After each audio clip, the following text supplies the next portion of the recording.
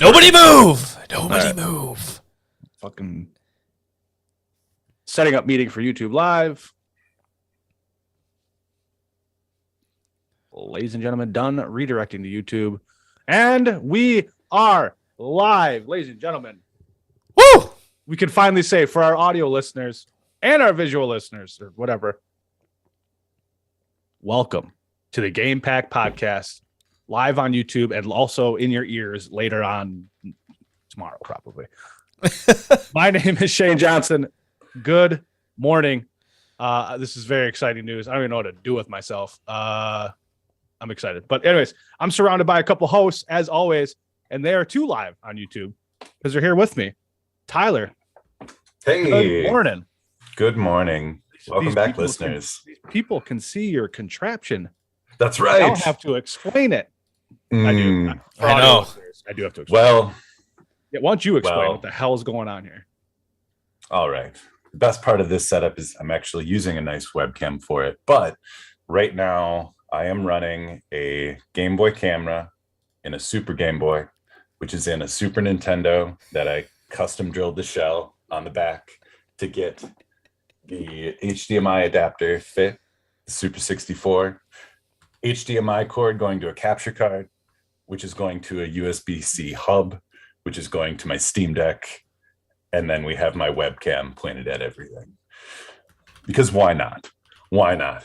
As I said, 5 more steps and Jigsaw will let me free. Yeah. Well, hey, it's working absolutely beautifully, and Thank you. It's really fun. Well it's done. really fun to tinker with all of this Yeah, stuff no, I'm and glad just you, see what works. I'm glad you went absolutely out of your way to make this look good for our first live one. Like all I did was boot up PS3 and put Pipe Dream 3D for the PlayStation 1 on behind me. So enjoy that in the background. And if you're wondering what the hell that is, you don't know what Pipe Dream is for fucking like PC. It's the 3D version. You didn't know they made that? Well, they did. I love puzzles. This is a fun puzzle to figure out. It looks fun. I haven't played it yet. Luke, good What's up? morning. How we doing? Doing all right, man. Doing all right. I'm glad we took that extra time before we started the live to make sure that everything was working because this could have been an absolute disaster. But I'm glad we got it going.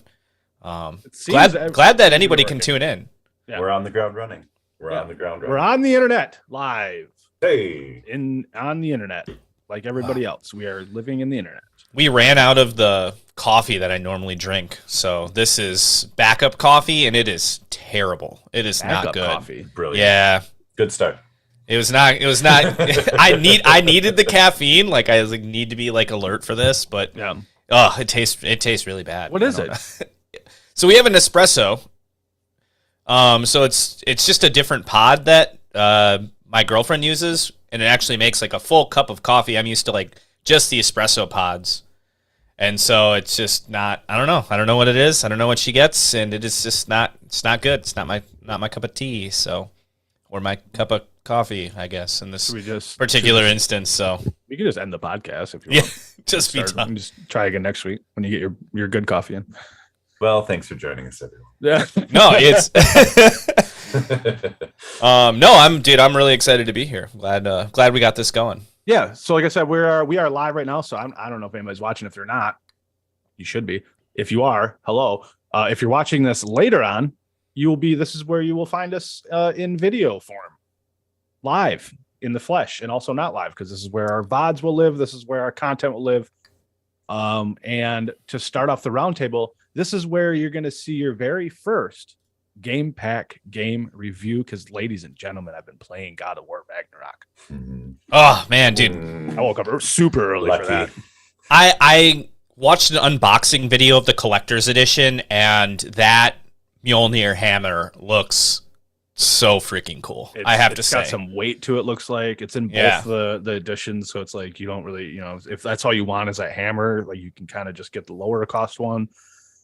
yeah, I don't have a PS5. For those of you listening, I still yet to have a PS5. We thought we came to the conclusion I could get one through Verizon the other day, but the only ones that were left were like the Super Mega Ultra Bundle, Yeah. which is like $900. So Is that just like with every PS5 game bundled? Yeah, in some shit? it was A pre-order for PSVR Forbidden. 2. It was Forbidden West. It came with an extra controller. It came with a headset, and it came with another game on top of that. And it was like $874 before taxes. Jeez. But because literally, like Peter said it while we were recording the cast last week, it was available. I go on like immediately because I'm like, okay, I'm going to try to scoop this up as quickly as I can.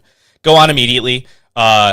Disc version completely sold out. The next step up, which was like $700, that one was completely sold out. So the only one left was the $900 bundle that they had. And I'm like, oh my God. I feel like this has been live for like 10 minutes and it was already scooped up. And the scalpers want nothing to do with that big one. No, they're like, we can't resell this. No, we can't make money off this. But yeah, so I woke up super early. If you guys aren't aware, God of War Ragnarok, the sequel to 2018's God of War, came out. I guess you would say midnight today. But I got up super early. I stayed up, played at 3 a.m, and then got up again at 7 to play. So I got about 3 hours in. It's a fantastic. Wow, I can't give too much away, but when it comes to sequels, this is a sequel. This is not. I know a lot of people thought like Miles Morales was kind of a DLC for Spider-Man, and I disagree with that to a point. But it definitely feels like that, like a big expansion because the engine's the same.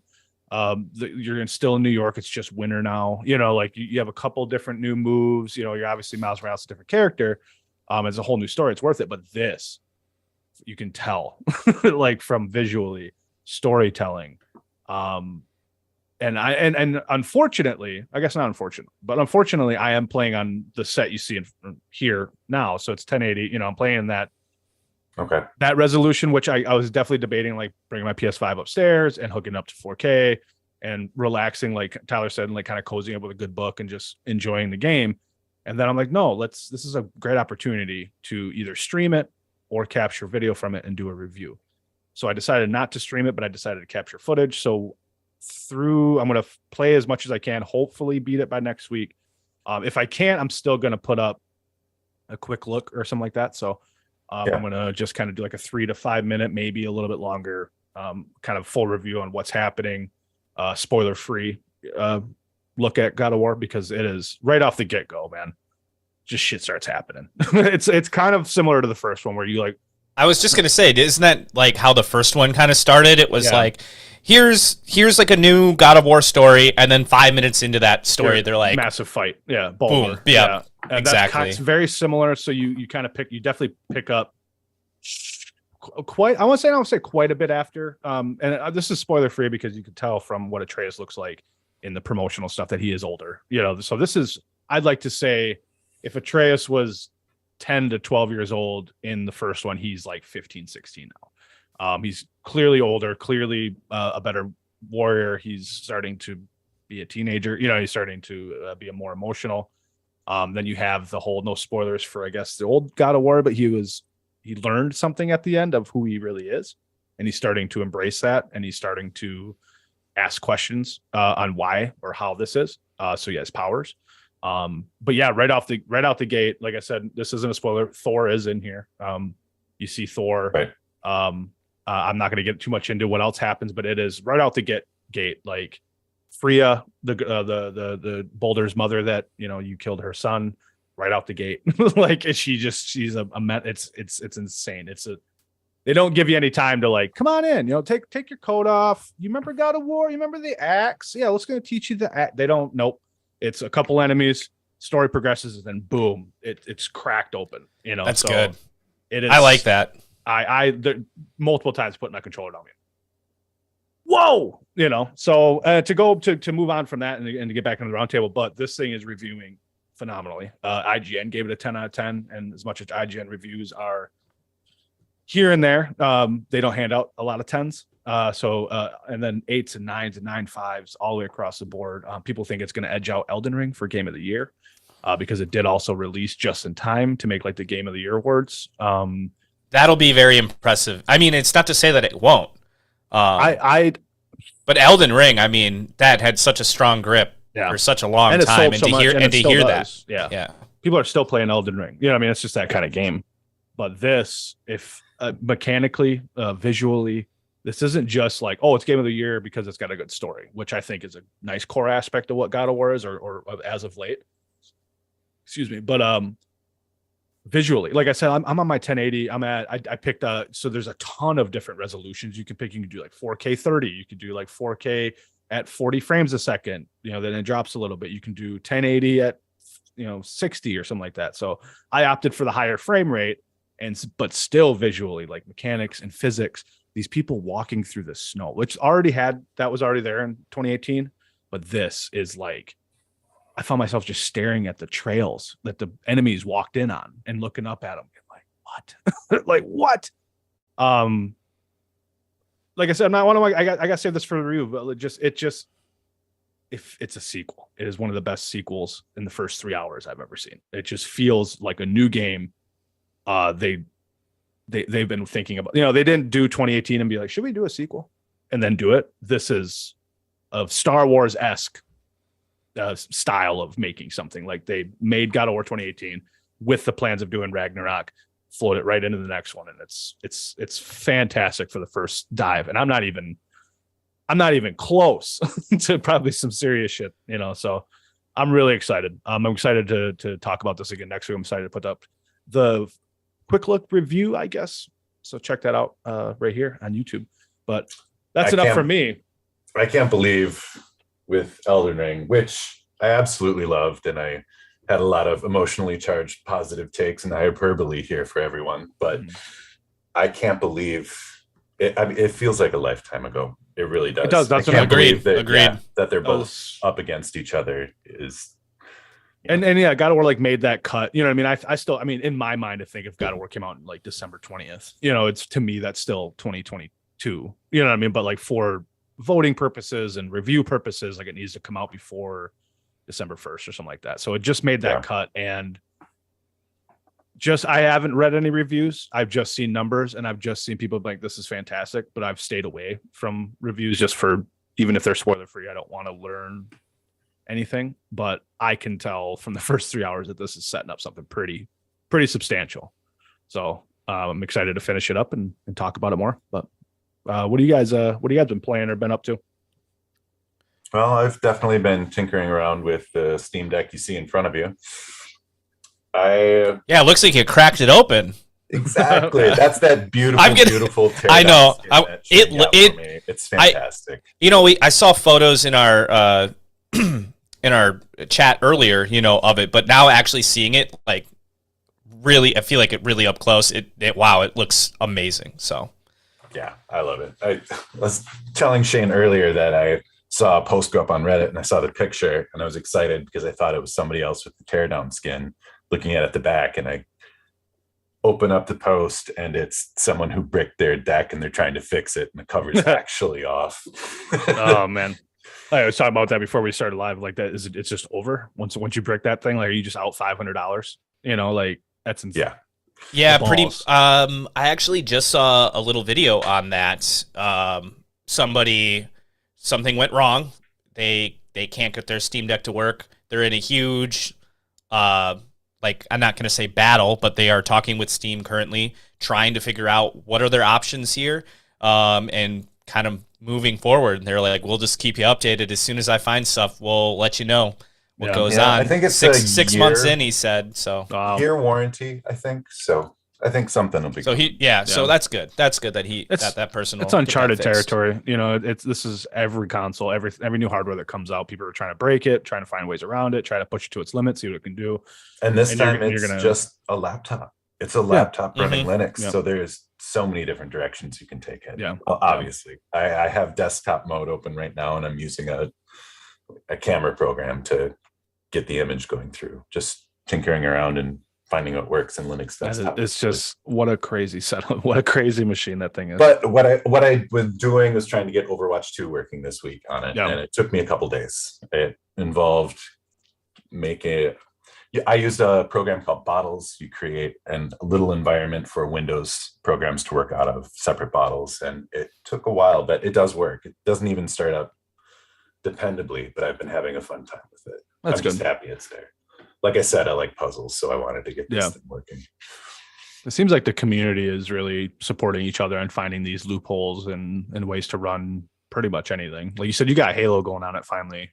Yeah, that was pretty much an official like fix and release to get it Okay. running. It was nothing I had to tinker with. That's good. That's good. But yeah, I've been playing Overwatch 2 on the TV, and that's with the Steam Deck as a controller. So just that single USB-C cable going into a hub and then HDMI, and it's up and running. It looks great. Nice. Absolutely. Crazy. And that's great to have a Steam controller too. yeah. I always have absolutely. a soft spot in my heart for that Steam controller. I've never had my hand on one. Like I said, you're gonna have to borrow me that someday. Check that out. It's ready for you anytime. Luke, what have you been up to, man? Not a whole lot here. Been playing a lot of Switch stuff. Still chugging through BioShock. Actually just met up with a guy to buy a used copy of Breath of the Wild. Because I've already beaten it, but I was like, I kind of want to get back into it, especially with the sequel coming out next year. And yeah, so I'm really looking forward to getting back into Breath of the Wild a little bit, maybe trying to do a lot more of the side missions and stuff this time instead of kind of being a little linear with it. Yeah. Other than that, really been playing my modded Game Boy Advance. We talked about that last week, so chucking through Fire Red pretty good right now. And all that really makes me want to do is buy more cool accessories. Really need to get the Game Boy Advance cable to GameCube so I can use it as a controller, play it through my computer, play it on a bigger screen because I do have the Game Boy player. And then additionally, Fire Red, Leaf Green were the first wireless adapters to trade through. So I'm been trying to track down some other accessories to get those going when we all meet up in person here very shortly, hopefully around the Pokemon release date. Yeah, absolutely. But yeah, I mean, just chugging through Pokemon, kind of re-immersing myself in some of that old retro stuff.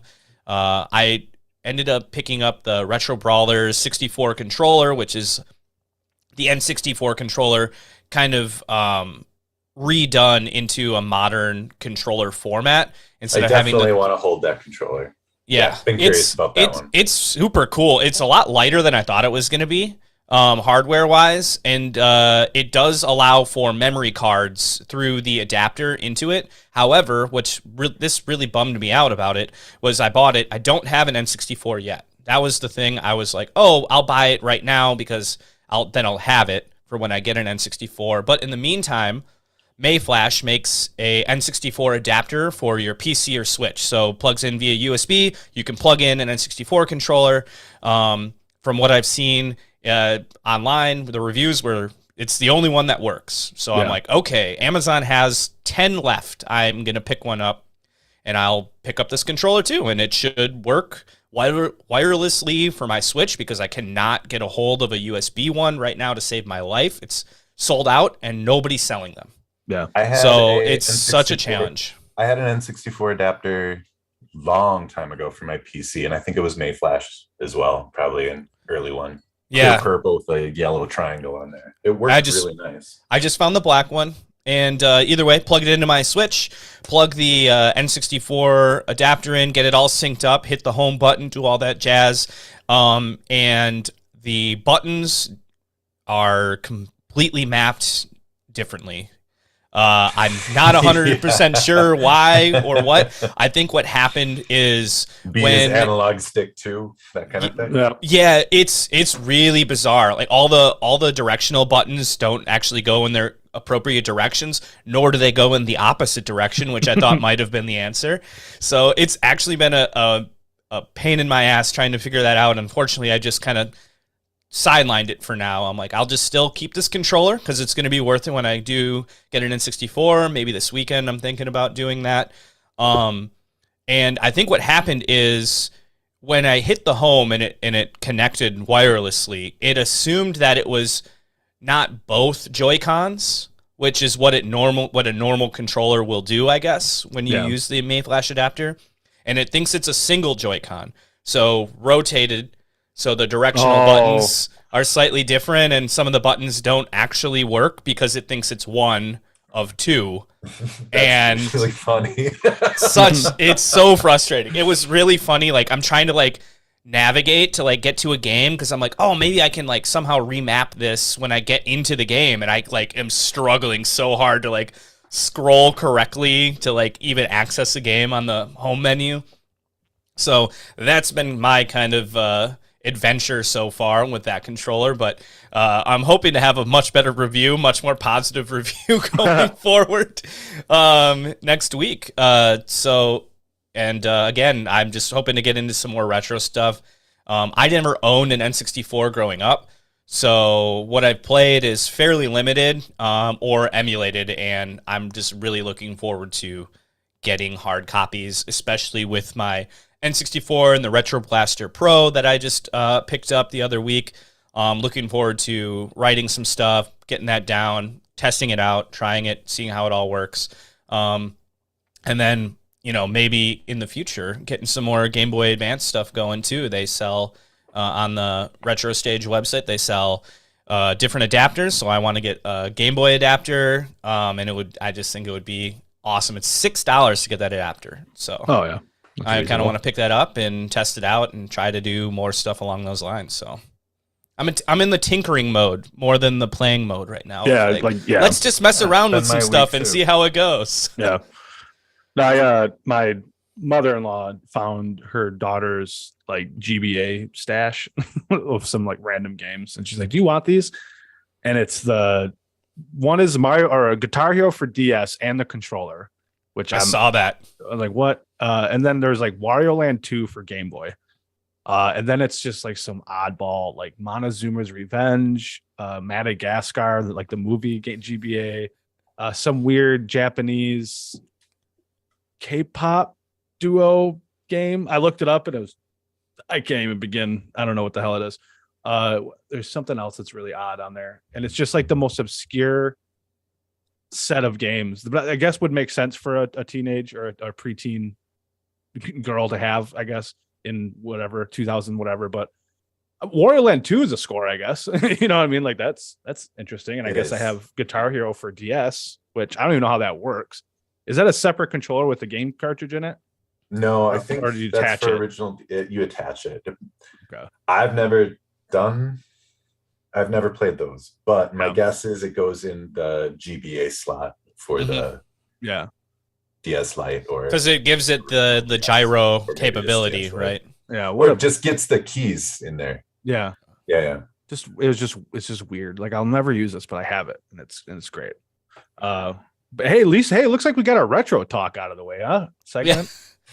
I guess we're moving past it. I guess we're moving past that. Hey, thanks. Before you move past that, I did play Pikmin again on GameCube. Yeah. Ah, nice. That one or two times. Back to one of my all-time favorites. Anyway, okay, now we're done. No, I booted the up. stock at Level Up right now is insane. Yeah. What they have for retro stuff across the street at the gaming shop. It's insane right now. Well, Tyler was saying Gaming Generations had a nice little.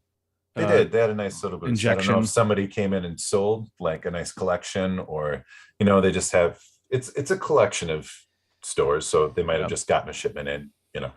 Yeah, and you showed me that great deal. They have like this week's like Xbox buy one get one, or buy two get one, and the next week's PlayStation. I'm definitely going in for PlayStation next week. Yeah, check out a bunch of. I have PS1, PS2, PS3. Like that's my biggest thing I have right now, and I will literally. I have Pipe Dream 3D for the PlayStation 1. I will grab anything as long as it's in a PlayStation case. It might be an empty case. I don't give a shit. So Mario Advance 1, they're $12-13, which always surprised me. That sells for quite a bit less than I would expect, just because I think it's so great.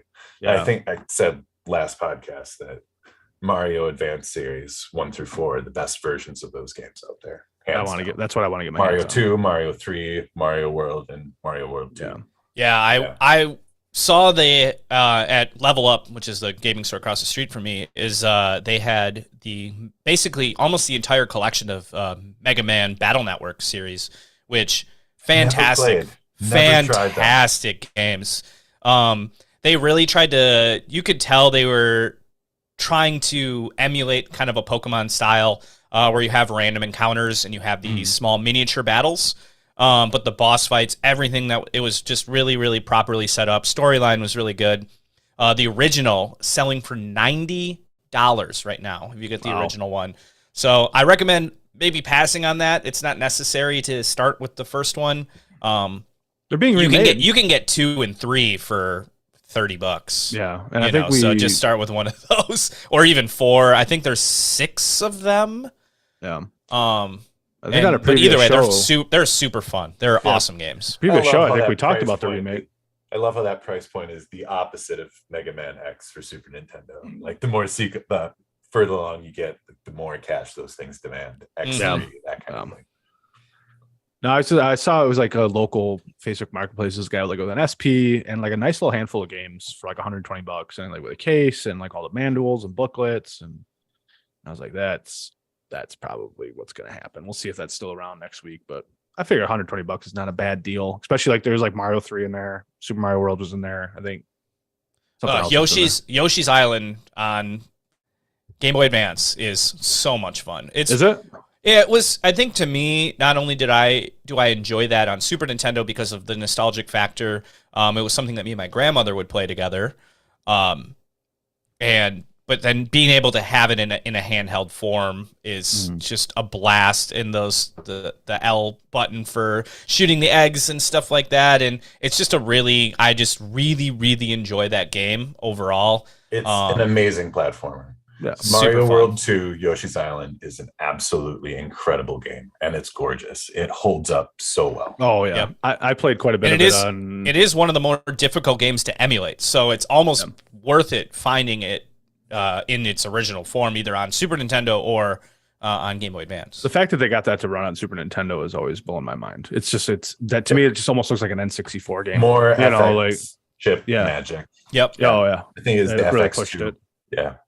I've played it on my Classic. I think it's on the Super Nintendo Classic, the mini one, and then I think it's on Switch in the Super Nintendo. It is on Switch in the Super Nintendo collection. It is fun. It hasn't latched its teeth into me. I'm still a Super Mario World fan. That will always be my favorite Mario.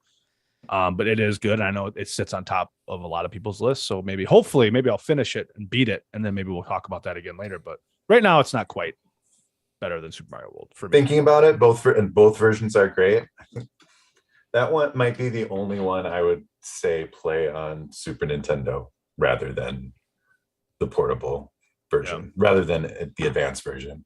Just the graphics are so beautiful. I mean, it's really worth it to see it more full screen. Plus, I think the controls are a bit better. It's a bit more comfortable with more buttons on there, but they're both absolutely phenomenal. Yeah. All right. Hey, retro talk. We got it. We got it out of the way. Right off the top. I love it. All right. Well, let's get into the now that we got the potatoes out of the way, let's get into the meat. Ladies and gentlemen, it's time. Around the web. I don't have to do it anymore. Ladies and gentlemen, this is the news. And I'm ready to play some Medieval Madness pinball. Yeah, we did it. We did it. We're a professional. I might have hit that drop a little. I might have hit that drop a little bit too soon. No, I completely forgot that there is vocals in there. So, but it's great. It's fine. It's a work in progress. But yeah, it's time for some news. We got a handful of things to talk about today. I want to say a dry news week, but nothing like super crazy. There was honestly,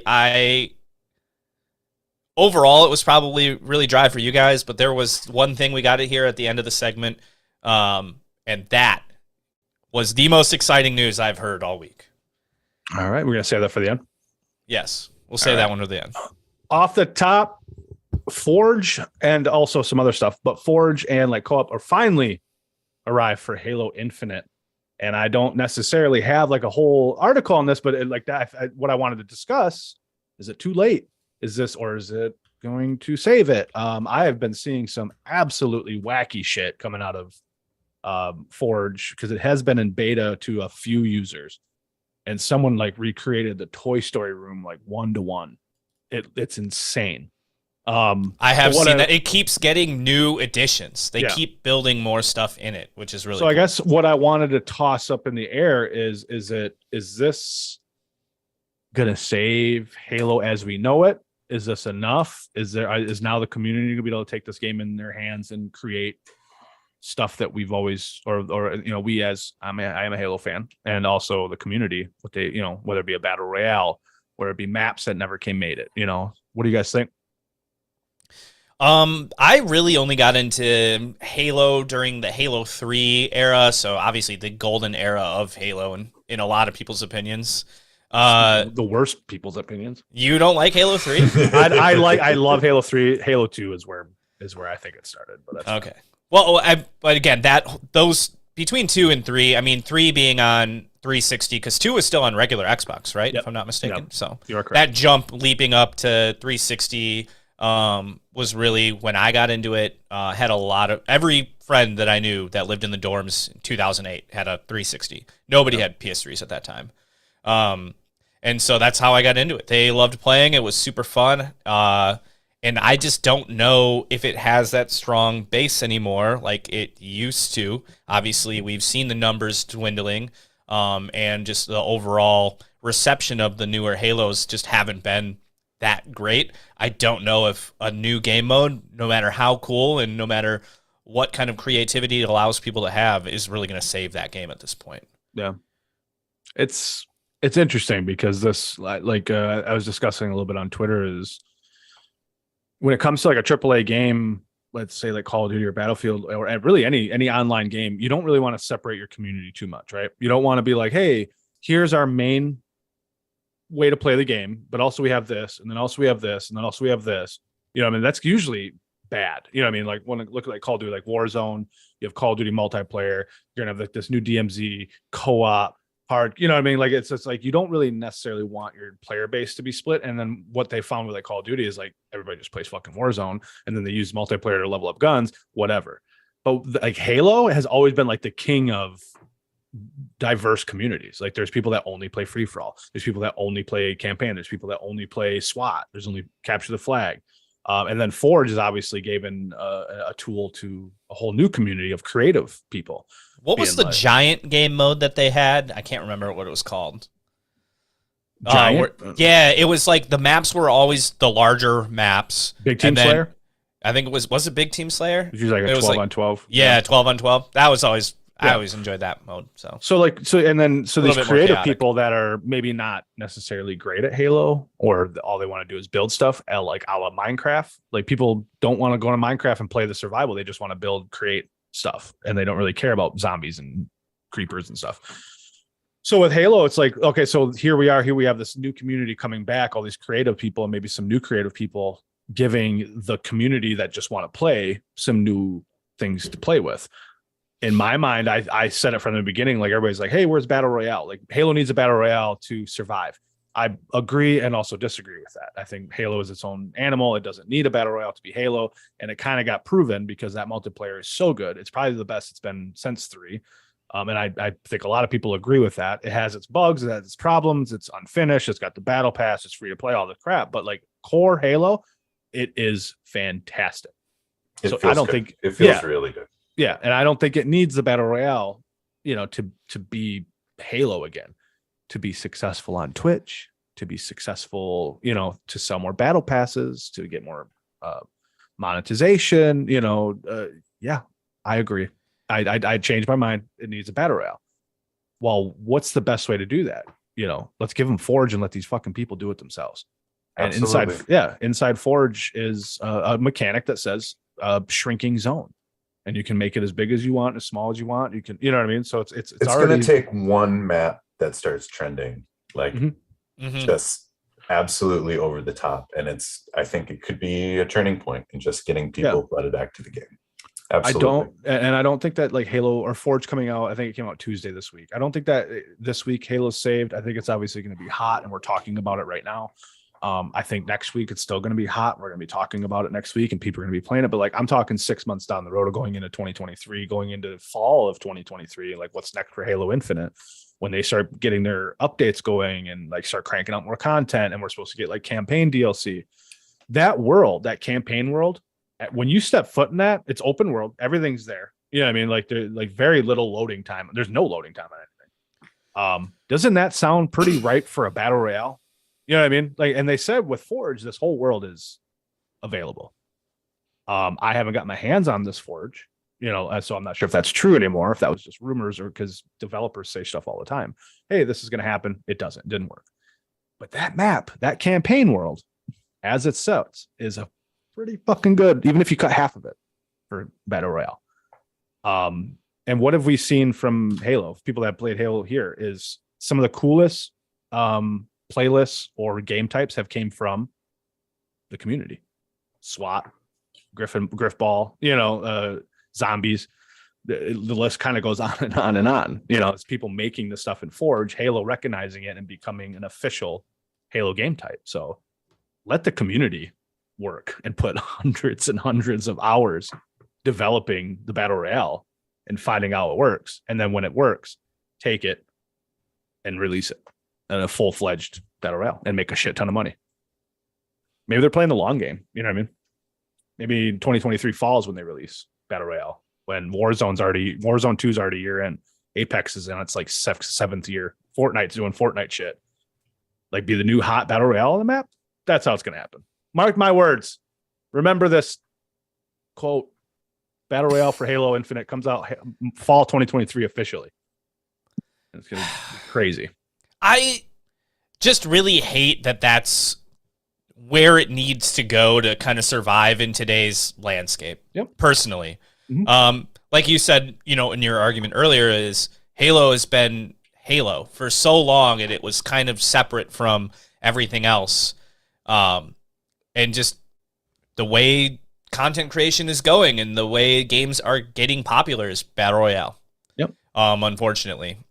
And so everybody just tries to do it, I guess you could say it started with Fortnite, and then Warzone built on it, and then there's a million other Battle Royale style games that are all kind of divergent from those main ones, but it's sad to see that that's where a lot of development goes nowadays versus creating, so we only get like a handful of like unbelievably well-designed story games. Yep. God of War being one of those, you know what I mean? Mm-hmm. And like a year, you really only get a handful and I think a lot of that is those development teams are focused solely on Call of Duty and other stuff like that. I know for a fact it was funny at Raven Software. They do other games, or they've done other games, and almost exclusively now is Call of Duty. That's what they do. I think there's like 10 studios underneath Activision that work on Call of Duty outside of like the main Treyarch, Infinity Ward. On the other side, the big guys, there's a bunch of these other smaller studios that are working on assets. And to kind of like prove your point about like how everything's just being focused on battle royales now.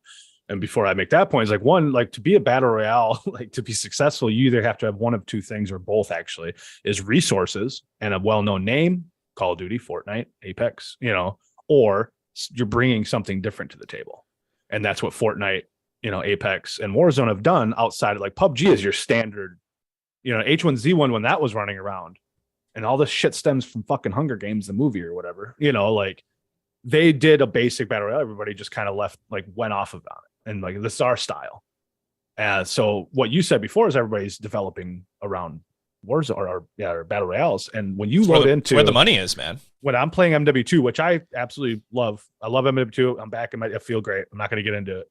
When you load into, I think it's a couple of the maps, like a multiplayer map, it takes a little bit to load because you're loading the entire fucking Warzone map.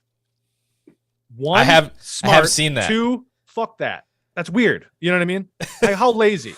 Like we developed Warzone 2.0 and we developed this map. And obviously there's going to be points of interest. That's how Warzone works. It's like, hey, remember this map from MW2 or MW3 or Black Ops? Look, it's a point of interest inside this big map. Cool. I would love to fight there. Now it's like, we just made the Warzone map. And when you go into a multiplayer, you're just fighting in this area. And I'm like, I found that out last night. I've seen a clip of a guy. You can see. I've seen a clip of a guy somehow glitching into another map. Like he shoots out and you see the leaving the zone area that normally kills you, but he shoots out of it so quick and into the other one. And then he's in the more zone. And he's in another. Yeah, he's in high rise. I was just like, that's crazy to me. And I don't know if I'm alone on this, but like to me, as like from a development standpoint, like as a lover of video games, fuck that. Doesn't that? It feels like you're cutting a corner. It feels like you're cutting a corner. It feels like you're cutting a corner there. Make the map itself any less like bad. Like the map was designed to a point, But to be like, no, we made Warzone and MW2 is a fucking expansion for it. That's what it feels like. And I guess I'm dumb for not thinking that from original Warzone, but like, I can't imagine, like, it just doesn't seem like there's a lot of heart in it anymore. Like, it's like, this is just our money cow now. So instead of giving, like I said, not all the maps are based inside Warzone, the map. Like, there's a couple night maps, there's a couple hotel maps, like those are their own things, but like a chunk of them are just, you're just dropped into fucking Warzone 2 and you're playing multiplayer inside of it to level up guns, to go over to Warzone 2 and just drop into the big map and go to the same fucking spot you just played multiplayer. And it just it's not separating the communities, and I don't know, it's whatever. There you go, ladies and gentlemen, my first rant live. But dude, yeah, I was just about to hit the Mario. Yeah, all right, listen up, you son of a bitches. I'm serious. Like, listen up. I get it. I think this is just the way it's going, and that's what, to end this hour, to news on Halo, this is what Halo's going to have to do. It's just what Halo's going to have to do. It's going to let the community make the battle royale or whatever is going to get people to stream it and make money off it and watch it. They have to, and it's either community's going to do it, or Halo's going to do it, or the community's going to do it. Then Halo's going to take those ideas and then, like I said, release it next year when it's out of the way of everything, all this Warzone 2, Apex seasons, and all this trash, and make a big wave and be like, because man, Halo is different, right? Like, Halo has all the tools, all the weapons, all the abilities, super Spartans jumping around, doing crazy shit, vehicles, lore, the world. It's literally laid out in front of them, and to be a different type of battle royale to make a bunch of fucking money that I'll be playing on stream on Facebook Gaming, the Crankshank. Rarely do I think a community creation option in a game is a bad thing. True. It's not. There's no loss there. There's No. no loss there. There's going to be some great things, and I really do think that there's going to be one or two absolute brilliant stages for Halo multiplayer that are just going to make the news. And I'm ready for that. You know what I mean? I think, and then Halo, I think, is one of the only now games that give you that option. We're not map designing in Call of Duty. You know what I mean? Like, Battlefield doesn't have that. Apex and stuff doesn't have that. Like, it's kind of a lost art. You know what I mean? Isn't it? It's kind of a lost mechanic that people just don't really do anymore. So it's gonna be interesting to see what Halo can do, or what the community can do for Halo, and what the Halo can do for the community, and like a nice little firm handshake between the two, and see if they can both thrive going into next year. I want to play again. I want to get back on Halo, but it's fucking boring. Quick shout out for anyone who's looking for player created content. It's always available for cheap, and they're desperate for more players all the time. Dreams on PS4 is absolutely incredible. The shit I've seen on there is creator for anything, any type of game, full 3D models. You can play it in VR. I've seen people like Mario games on that thing and just be like, marvelous to go through. That's insane. I cracked that open once just to see what's going on, and it's crazy. It's crazy what they're doing over there. And there'll always be a spot for that. There'll always be a spot in the gaming community for creativity and tools for creativity. There was an era for a little bit, wasn't it, called Spark for like 360 or Xbox? It was like a game creator. I mean, Mario has given us Mario Maker, so there's been Mario Maker is great. It's just making your own levels in that is so yeah. So I still catch videos, and it's so fun to see what people have come up with, and then to see people beat those things. Yeah. And I'm like, how did you figure this out? When I first got Super Mario Brothers as a kid, I would draw out new levels that I would want to play just on graph paper. And to have that option in front of you now is fantastic. That's awesome. One of the first creations, I think, was it Excitebike, had a map editor. Yeah. And it would take like 6 hours to upload if you did make one. It was, but it was pretty cool. Like, throw a couple jumps here, a couple oil spills here. I mean, Tony Hawk had it in some of their games. That was huge one too. Mod Nation Racers had their course creation. Trackmania, is that? Yeah, Trackmania. Dreams is by Media Molecule, and they're the ones behind the Little Big Planet series. Okay. Little Big Planet 1, 2, 3. Yeah. Some of those created. Some of those, levels that people created were insanely cool. I loved it. All of the levels you played in Little Big Planet in the main campaign are creatable from the creation tools they give you. There's nothing that's not happening up there on the screen that you couldn't just build for yourself. Yeah. And they're really beautiful levels. They're a lot of fun to play. I think I have Little Big Planet 3 for PlayStation 3. It was like an open disc. It was just in a case at Savers. And I'm like, Dude, that's you'll never know. I'm going to, all that stuff's gone though. Like you can't access any of the, I mean, well, the obviously server, it's all the internet. servers aren't there. So Little Big Planet 1 or 2, I really wanted to see what I could find. So I decided on putting in Firefly from the TV show Firefly and Serenity, the movie. Yeah, somebody had built the Serenity in Little Big Planet. It's like the door, awesome. the bay door opens and you could just jump around. That's great. Infinite resources when it comes to community making things, and hopefully that never goes away. Moving on to our story number 2. Like I said, this is kind of another topic of discussion, but not necessarily game breaking news. But it says Take-Two CEO Strauss Zelnick has again offered his perspective on subscription services in the gaming business. Says they don't make sense for frontline new releases to launch into day one, a la Game Pack. See, yeah, Game Pass. Speaking during Take-Two's latest earnings call, Zelnick said his company has been very cooperative with both Microsoft and Sony on their subscription services when it makes sense for us, but his views regarding subscription services for games as a whole have not changed. And Take-Two is not a small company by any means. Guys behind GTA, publisher behind GTA, right? Or now there, I'm not sure. All I wanted to say is like now that PlayStation's subscription is kind of up and running. We talked about a little bit in a couple of shows before how they lost 2 million subscribers. Game Pass continues to chug on, continues to be a force to reckon with. Nintendo's, has their own subscription kind of service, not necessarily similar to those two, but has an online, give us monthly stuff and we'll give you games. And then obviously Stadia is shutting down, I don't understand them losing 2 million subscribers when the base subscription level and benefits remain constant. It's very strange to me. And we're talking like, I think it's like 47.3 million people, I think Luke said it was, and then it like went down to 47.1, so it's like, it's a dip, but I think it's there. It's a small, it sounds like a big number, but when you actually look at the number, like the total numbers as a whole of what they have for their base still, it's like nothing. And I think also their streaming service and Sony Gaming in a nutshell is another little dip in their large pond of what they have. So like it again, when you focus on the number 2 million, it sounds like a lot, but if you look at what Sony products are there and they're not just the PlayStation, they really don't care that much. Overall. And it's not like, again, as Tyler keeps saying, it's not like they took anything away. Yeah. But I think the multiple option thing might have scared somebody like, oh, they're removing what I had. Right. Because maybe they didn't properly explain it, or maybe the people weren't educated enough to understand that's what was happening, that, oh, my base tier is staying the exact same.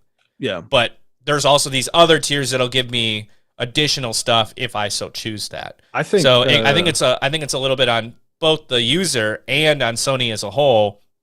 And I think Sony's like, oh, we don't really care that much, because again, it's a little blip in their sales. They're not really going to notice anything. So Jeff Gerstmann said it really well, being like it might have a lot to do with the separation between like PS4 and PS5. Like you have that PS5 exclusive, group of games that you can get just being on PS5 and PS Plus. And then obviously a lot of games that are coming to that game catalog, which is the second tier, are PS5 games too. So we're talking like, was it Demon Souls? You know what I mean? Like we have games that are available to you. Death Stranding, as a PS4 game, but like obviously the better ways to play. So maybe it's people being like, well, why am I paying for this? You know what I mean? If I don't have like these options anymore. So it's kind of like an end of the subscription there. It could be Xbox. You know what I mean? Like they're pushing it down people's throats to be like, well, I can't get a PS5. I just found a Series S that's digital, so we're going to leave that. So I think with that small or that big number, but how small it is compared to like the overall subscription of how many people are doing it, I think a lot of variables start getting thrown in there, like it could be anything. like dead accounts, people just quit gaming, like this is, we're kind of past the pandemic a little bit. So like that golden era, feeling of gaming because you're in quarantine is kind of over. So people are just like not paying for their Plus anymore. I mean, they got it in 2020. Great point. They gave it up for 2 years. I honestly didn't even think about it that way. And that, yeah, like you said, that's a fantastic point. You don't have people just don't have the time anymore. Yeah. And they're like, well, why would I pay for this service anymore? Yeah. Yeah. Go back to it when you have time or whatever it is. Yeah. Renewal comes around if they did a year and it's just like, nope, I'm done. Mm-hmm.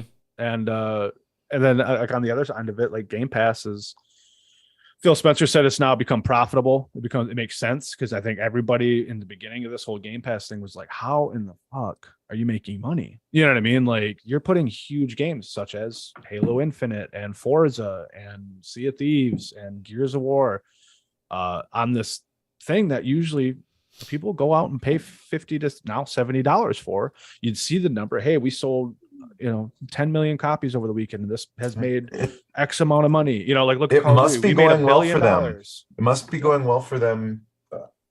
At the beginning, I was really worried that the makers of these games would be adequately paid. Yeah, like if it wasn't just pressure to get their game on there, and then they don't make much or lose. But right, no one seems to be complaining. Yeah, and if there are complaints to be had, they're being either snuffed out under maybe a contract. Like, hey, we'll put you on Game Pass, but you can't release how many copies you downloaded, and then take that versus how much you could have sold if you didn't do this. Like I'm sure maybe there's some NDAs on that send, but we've started to get a little bit more transparency. I'm like, hey, yeah, we paid $15 million to have this on Game Pass.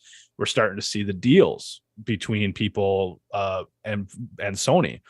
With this whole Activision Blizzard acquisition being, hey, Sony said, you can come over here, but you can't go on Game Pass, like, so we'll pay you an X amount of money, but you have to sign a contract saying you won't go on Game Pass next year. So like Final Fantasy 16 is coming out and it just said it's a 6-month exclusive. You know what I mean? So I'm sure there's some kind of contract being like, you can come over here for 6 months and be exclusive, or maybe Final Fantasy said it. I don't know. And we'll advertise the shit out of you, but you cannot go on Game Pass the next year. You know what I mean? So there's it's a war, if anything. Well, and I think ultimately they knew that they were. I think when people are like, "How are you going to make money?" I think Microsoft knew we're not.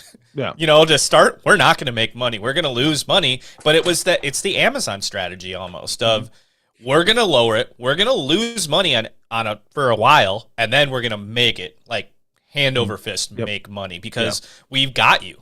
We've got you hooked. And it's so easy to forget about your subscription of like, oh, I got to remember to cancel my Game Pass next month. You know what I mean? Because it just came out. Well, I don't want to cancel it now because I won't, Halo Infinite 4 just came out, like, or it's coming out in a couple weeks, or whether it's a new game or whether it's like, well, if I cancel it now, then I just paid for this month. I'm not going to access this month. I don't know if they allow the cancellation of auto renewal that a lot of can be a function, or if you do cancel, you are allowed to use it until the end of the month. A lot of places just once you cancel, it's done. You have no access immediately. Yeah. So I think that a lot of people's heads are, why would I cancel it? I just paid my whatever the Xbox is. So I'm going to keep it, and then I'll remember this month, to cancel it next month, and they just never do. Yeah. And so that's how a lot of subscriptions make their money. I mean, that's almost all of them do. They quote unquote dead accounts, like we just say. Yeah, they hide the cancellation button. Yep. Or it's really difficult. You got to go through 15 different menu windows to cancel your subscription. Are you sure you want to cancel it? What if we gave you a month free? And like, here's a month for $1. This whole exactly. The whole idea is we're going to keep you on the subscription. Yeah. So, but to get people over there, you're going to have to take a loss. But once you're in, you're in. Yeah. So what do you guys think, like Take-Two CEO saying that, it's doesn't make much sense for frontline new releases to launch in day one? What do you think he means? Yeah, I mean, like, what do you guys think? Where's the problem in that? Is it just straight money up front? I think it's straight money. Analytics? Like Call of Duty just made $1 billion in 10 days, and not every game can be Call of Duty, but like, look at GTA 5. keeping pushed out it 170 exclusive million. is going to make you more money overall. Because if you're putting it out on a streaming service or Game Pass or whatever it is, it's available. Nobody had to pay for it. Some people will because they don't have the streaming service or they don't want to get the streaming service. But I mean, ultimately, they're probably locked into some sort of concert or a contract. I'm sorry, of some extent where once it's there, they got X amount of money, and then that's really all they can make. Versus, so you're kind of like pigeonholing your idea if you're trying to make money. Well, I think that's like putting it where on Game Pass. GTA 5, GTA Online, it's still making so much money. I have to think that their price point to put like a GTA 6 on Game Pass would be astronomical. And they're going to settle for no less because they know that they have that golden goose. But it was 100%. I think Epic did it free for however many games. 8 years after it came out. Yeah. You know what I mean? But we're talking like when GTA 6 comes. Oh, like launch. The fact that you don't see GTA it would be 5 insane. now on Game Pass, is like you get all the classic ones. But yeah, Tyler made a great point. Is like Microsoft, you can't afford the amount of money that we want to put and trust me, like Microsoft wants it. Yeah. They also know that they're not going to be able to get it. But like, imagine if that hit, the amount of subscriptions that would just flood Xbox and PC Game Pass is like I'm fucking nuts, dude. But you will not be able to afford that. And also clearly the CEO says no. We don't want to do that anyways. Like when you look at like stuff like Call of Duty making $1 billion up front, like it's almost similar to literally any other entertainment. You go to a movie and pay for a ticket, and this is where movies make their money is ticket sale, like because the cinema doesn't make a lot off that. They make money off concessions. So you pay the $12 to go see the movie and you hate it. Sorry. You don't get to like uninstall it and try something else. Like we got your money. You buy a CD, like you sorry, TV show, all that stuff. So like gaming has shifted so much to where, I spent $60 on this game and I just didn't really like it. So you either sell it for half the crowd, for $30 to GameStop, or you just eat that cost. But the developer and the publisher made their money already. So when it comes to like Game Pass, they don't have that. You give us a check for $100 million, and it's such a great game. It's crazy. It's so good, and you would have made more money. You know what I mean? Like you could have made more money just putting this out there, but you don't know that. And then maybe there's incentives with Game Pass, like, hey, if you go over X amount of downloads or sales, we'll give you another 10 mil. You know what I mean? Whatever. So like there's smarter people up there that have these deals worked out, but that's just kind of how it feels to me is like you have to choose, especially when you have a juggernaut. Like who knows in 5 years if Modern Warfare 6 is going to be on Game Pass, and they did $1 billion in 10 days. What does that look like on Game Pass when they own Activision? What choice will they make now? Well, I'm really curious about what the numbers are on the inside for a game like Vampire Survivors coming to Game Pass. Yeah. When Two guys. It's a $5 game, but the reviews are through the roof and it's selling extremely well. So it's just, they could sell that for $20, four times the amount they're making, like instantly make 4 times as much money. Put it on Game Pass. Like does Xbox lowball them? Like does Xbox be like, hey, this isn't really, this game isn't going to have any sustainability. You know what I mean? Like this game turns out you should have charged $20. Yeah. Here's like, sorry, what we can give you to kind of here's $5 million or here's 100,000 or $200,000. cover that gap. Yeah. Like, do you plan on making a sequel? And they're like, no, I don't. You know what I mean? Is there going to be DLC? I don't like. We'll say so. Here's your what we think this game is worth. Yeah, but it's selling gangbusters on Steam. Well, then keep it there. You know what I mean? Like, just strong arm them. There's got to be what's happening to some of these smaller developers. I mean, like, if we could give you a bunch of money now, you make a bunch of money now, which will fund your next project, or you can fuck off. Chance. You can take the chance and make money on Steam and increase. By the time they increase, they're like, hey, we should sell this for 20. The trend is gone. The fad's gone. Nobody's buying it anymore. So once they sold for 5, they're locked in. They raised it. Yeah. So, but also they could just be plummet. humble. I don't know these people, but they could be just humble, genuine people that are just like, no, we're just happy we made something cool and we never want to make another video game again. That was it. We're done. So who knows? But in the same vein, with prices increase for online subscriptions and just the general landscape of money, Nintendo has come out and said they have no plans to increase Switch prices for now. With Sony rising prices and Microsoft looking to follow, Nintendo remains the outlier. So this is definitely in the same vein of, Microsoft is like, hey, after the holiday, we might have to increase the cost of Game Pass, then cost of consoles. Sony has already increased console sales in like India, around the world.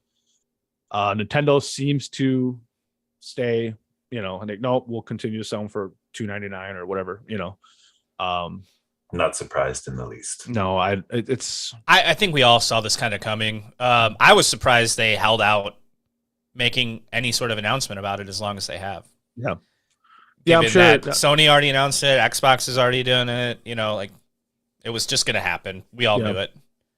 So that doesn't mean that like, our Switch Pro, Switch 2, whatever we want to call it, drops in 2024 or late, who knows, but it's in store for Nintendo next year for hardware.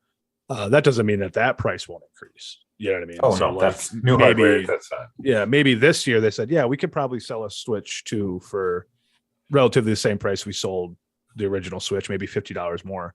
Now it's gonna be like, all right, no, this thing's gonna be like $500. You know what I mean? Because we just can't, and it's so powerful, and inflation, worldwide inflation, resources, the list goes on and on and on and on. So once Nintendo has a price point, it's pretty solid, including their software. It's extremely solid until there's a big event for a drop. Never goes up, barely goes down, but it usually just goes down, so like going and getting a copy of Breath of the Wild right now is probably going to run you $60, and people pay it. So I think Nintendo's knows what they're doing. They're weird, but they know what they're doing. They know that if they're like, hey, this holiday season, we have to jack up the Switch $50, people will be like, you're fucking out of your mind. Not happening. They'll wait. Yep. No, they'll wait. There's no way that's gonna work. Maybe in other areas, I guess, because that's kind of what Microsoft and Sony are doing. But no, Nintendo knows. Like, I think it's 114 million units have been shipped or something like that for Switch. So like, we have a nice foothold in the market, and we don't want to scare off any more potential people. Like, let's just keep it the way it is. Software, I don't think they've gone to the $70 mark, right? Like, they're still $59.99. So like, it doesn't say too much. It just says prices, Switch prices. So like, who knows? Come in 2023 if they go up to a $70 game, because it's not the physical aspect of what you're paying for is why the game went up. It's development and resources and cost of living, and you have to pay people and they have to make rent, so it's like, that's why prices have gone up. But now with Switch, I mean, those games are developed the same. I mean, like, there's no lack of labor in a Nintendo developed game. So who's to say that they won't go up to $70? So I wouldn't be surprised if they went to 70, like late next year. Like, games releasing in late 2023 were $70 for a cartridge, which is also a physical piece of media, which will be good forever. So that makes more sense to me too, right? You'll pay $70 and have that Breath of the Wild 2 for as long as you have a Switch. I think it makes sense. Yeah, I mean, I think we've already kind of touched on all the points here. So Nintendo is just a genius when it comes to this stuff. They just have been. For the reason why they still have a foothold in the market is because they're really, really smart, and they know exactly what they're doing. Whether it's making sure their games are almost polished before they get released, rather than churning out yearly things. They know that people will wait for a new Mario game. They don't need to do the Call of Duty or whatever other, game where they need to release one every, year, 6 months, and updates and do all that stuff. So they know exactly what they're doing. They'll wait. They'll be very strategic about it. They'll drop the price or they'll increase the price or whatever, but then a couple months later they'll drop a new console or something like that, or announce that they're making it. And then people will go crazy for that, and they won't even remember that, oh yeah, they just increased the price of the Switch to $400, OLED to $400 or whatever. They just know how to. I think the only company that's kind of done this similar is like PS4. maybe even PS3 is like they know how to like maintain value on their generations. Like when Switch 2 comes out for $500 and the original Switch is now $200 or $199, there is so many good reasons to get a Switch, like an original Switch from 2016, even in 2023, 2024. Like there's so much catalog on there. There's so many great games that they're like, you can't say that about Xbox. Like, oh, I bought a Series X. Well, what if I have a 360? No, I have an Xbox One. Nah, you don't really want that anymore. You know, like it's like so like Nintendo knows what they're doing when it comes to, you know, moving forward and selling stuff. And it's kind of fun to watch. It's infuriating sometimes, but it's kind of fun to watch them navigate the space that they're the original guys, man. Like Sony wasn't there in the 80s, you know, Microsoft wasn't really there in the 80s. Like these guys started it all essentially and made it through hellscape, made it through almost not, video games just not existing in like the, what is that, like late 80s or mid 80s or early 80s, some shit like that. Hey, Beating no one else Sega was around in the late 1800s. Yeah. friend. Yeah. Nintendo been around the block. They know how to make some money off a bunch of different shit. So kudos to them. But yeah, like I don't see them. They know they don't want to alienate their fan base, but at the same time, they're very good at alienating the fan base. Fucking Metroid 4. Where are you? Still have my pre-order from 2017. Yeah. It's still in. They know how to make money. I can't believe you have a pre-order from what is it, from 2018 or 2017? 2017. 2017. The announcement. That's They put pre-orders up. People are like, "Holy shit!" June or July 7th, I think. 2017. Is that on Amazon? Something around there. Oh, yeah, Amazon. God. Yeah. You should get like whatever collector's edition. The You know what I mean? delivery Like- date was pushed back a bit. Again, I got the email last week. What does it really? Yeah. Does it There's like a every release- week? it's absolute. I think it's by the end of the year. By the end of the year, it should be at my front door. So Excellent. So Yeah. you know, okay. So because of Tyler, you heard it here first. Metroid Prime 4 will ship by the end of the year. that's right. Just to Christ, that's funny. Rounding out the last couple of stories here before we take off here, and this is kind of a quick one. This has to do a lot about money. Overwatch 2 reveals new hero Ramattra, but it's locked behind a battle pass. The Omnic Tank arrives with season 2 on December 6th. If you're not familiar, Overwatch has went free to play with your standard battle pass, cosmetics, microtransactions, a store, buy some currency, use the currency, and the new hero is now, and it's not a skin, you know, I mean, it's not a cosmetic by any means. It's a new hero that will disrupt to a point how you play the game, you know, because when you introduce a new hero to a game like that, it changes things. Absolutely. Locked all the way at the end of the level, whatever the fuck. I can't not with a team-based shooter. You can't do that. You absolutely can't do If that. you're gonna put in the battle pass 20, you know, level 15, something maybe that you'd get to in like 3 or 4 games or like a good session, you know. Holy shit. Yeah. It's very, very frustrating. That's a big gap. It'll take a while to get to that unlock. And until then, if you can't pick the same classes as your opponents, Yeah, because someone paid for come it. on. Because you Come can on. you could spend the obscene amount of money to get them, you know, like it's or tier skip, you know, like halfway through it, then finish it out.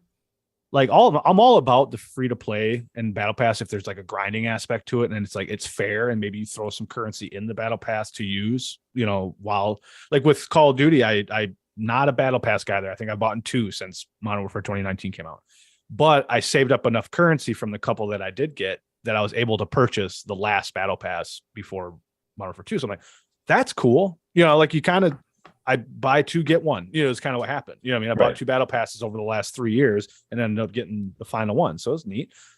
That's not the case with this, you know, like why not give us currency to build up and to grind for? And then when these fucking heroes come out in this battle pass, I can throw down currency that I earned to Yeah. get to it faster. Like it just seems ridiculous. For a This is game. this is something different than like a 2D fighter and there's a DLC fighter or a season pass and you don't get it and you'll still be playing that character online. Right. That's Right. something when it comes to team composition, Right. to win a game like Overwatch, to just not have the ability in it's frustrating. Yeah. It's very frustrating to me. And just for a publisher and a developer so big and been around for so long, Blizzard. It's we're talking World of Warcraft. We're talking about microtransactions. We're talking about free to play games like Heroes of the Storm, and like they've been here. Hearthstone, they've been here to like just drop the ball so hard on such a beloved franchise, probably their biggest franchise now, minus World of Warcraft, and to just to fucking slap people in the face with their big juicy money dick. Ramacha does look great. Ramacha does look great, and I will. All I hear is I just hear like, you guys, no way can we do this. No way. Fuck this. And their big money dick. Yes, I will be playing until I unlock this. Ramacha looks great, and I can't wait to unlock that at level 55 after I pay. I think it's $10 for the pass. So, as I heard, they got you. Yep. If Zenyatta is Professor X, then Ramacha is Magneto, and 100%. And then I watched the trailer, like, yep, that's absolutely it. He looks great. I'm excited for him. It's just the way it's going around. Like it's kind of they. I feel like Blizzard kind of goes, well, I mean, we're literally not the only ones doing this. You know what I mean? Like Call of Duty locks guns behind their battle pass. You can't get them until you level up or you buy a bunch. They're just not the only ones doing it. They're just doing it. They're the only game that's like this. That's why it looks so bad. And that's why it is bad. It doesn't look bad. It is. It does. And know who it's really frustrating? It's frustrating Overwatch 1 players like you and me, because this is just unheard of. Yeah. Just give us the hero. You know what I mean? Give us the hero for free and give us a bunch of cool cosmetics for him. Give us like two legendaries off the rip, one at the end. Give us a bunch of all of his sprays, and then mix a bunch of other shit in there. Like, I just don't understand.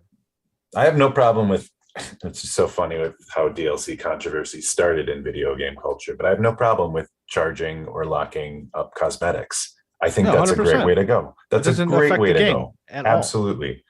Not a class in a team composition. No, it's and I thought we've learned from this, like with Battlefront and Street Fighter 5 had its issues, with DLC and paid stuff and kind of lying to people, being like, oh, here's the champion edition. Just kidding.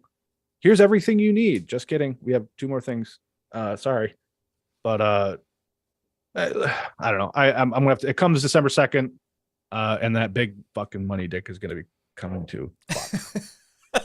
I don't know. Sorry, Blizzard, but I'll take it. Yeah. So we'll talk more on that when that drops, and we'll see the exact details. Maybe they change up for season 2. They don't know. We don't know. Like maybe they're like, hey, the battle pass is different now. Like, hey. Right. We decided to put the new character at level 10, you know what I mean? So everybody can kind of, because you do level up fast, you know what I mean? Like you can get through, the heroes, unlocking all the heroes pretty quickly. Yeah, putting it at the end seems excessive on a new character. Yeah. It's not a skin. Mm-mm. It's like this character different new abilities, Give us $10. I do find it really dumb, that they did that. That they're planning on doing this. So I think there's a 25% chance they'll change it, or it's not actually at the end and maybe there's just rumors flying around, but there's got to be some give and take with these fucking people, man. Like, stop. Like, we're all idiots. Like, I get it. Like we're all idiots, and the amount of money I've spent on Overwatch since 2016 is dumb.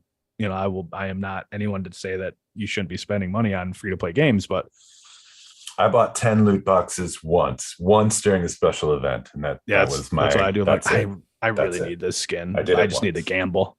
But we'll see. And my Zenyatta skin, which was for charity as well. And like that pink one. Skin the entire game. Yeah, I'm down for that. Luke, why don't you take this last story? Yeah, this story, a really close place to my heart here. Oculus founder created non-fiction model of Sword Art Online's deadly VR system. The Nerve Gear is what it's called in Sword Art Online. Sword Art Online is probably my favorite anime of all time. I love Cowboy Bebop and I love classics, Dragon Ball Z and the big 3 in general, but something about Sword Art Online really, really got me into that whole series. It's fantastic. I believe it's all on Netflix right now, so if you do want to go check it out, it's all on there or on Hulu as well. But either way, this is pretty wild. So basically, the premise is Sword Art Online, they have a VR, a fully immersive VR system, and these players go into this game thinking it'll be fun, and they are locked in completely. And if there is no log out button, they cannot take off the nerve gear, or you will die. And if you die in the game, you also die in real life. I don't know why I love that premise, and to hear that somebody actually did it. He also came out and said he does not have the balls to use it. Wait, what? Yeah, he created a VR system that kills you. That if you die in the game that you're playing, it has like these things that send like a shock into your brain and you die. That's a real thing. Burn it with fire. What the fuck? Burn it with fire. I don't think that this would have been created if Sword Art Online wasn't around. I think he did it because of that. Because nobody's ever going to use this. Nobody in their right minds would use it. The whole premise of the Sword Art Online is the guy that created it did it somehow secretly and was able to like release it, so luckily that won't ever happen. I hope to God that doesn't happen. Because they talk about it in the anime. They talk about, well, we can't take these things off. Apparently they have an internal battery. So they're able to track down all the people, and they put them in hospitals and hooked them up to like feeding tubes and stuff like that to keep them alive because they're trapped in this virtual reality game. But yeah, I just thought it was absolutely crazy, and that he would create this, and it's just, again, Sword Art Online is one of my favorite animes. But why you would create this other than to have it be like, oh, this is from the anime and we can do this? I have no idea. I had to click on the thing. It's 3 like explosive charges that just. What the fuck? Yeah, it's kind of fucked up. Do I have a better chance of playing this or PSVR 2? You know what I mean? Like, which am I going to be able to get first? Because, absolute insanity. And now I'm sick. It's nothing. No, nothing. No. I'm a little sick, but I'm also like intrigued, but also sick. Yeah. So when asked by a fan if he'd ever make the nerve gear, he responded by saying, "The good news is that we're halfway to making it. And the bad news is I've only figured out the half that kills you."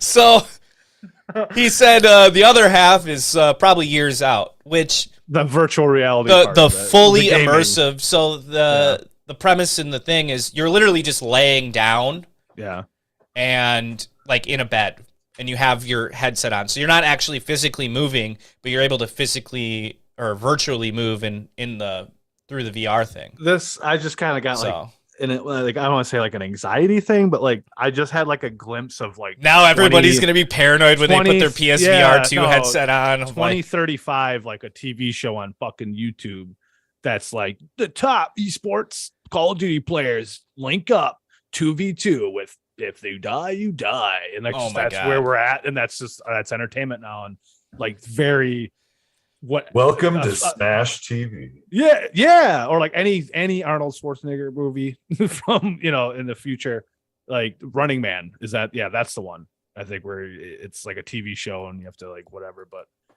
it's just I got like a wave. That's where we're going with this. Because people will watch that.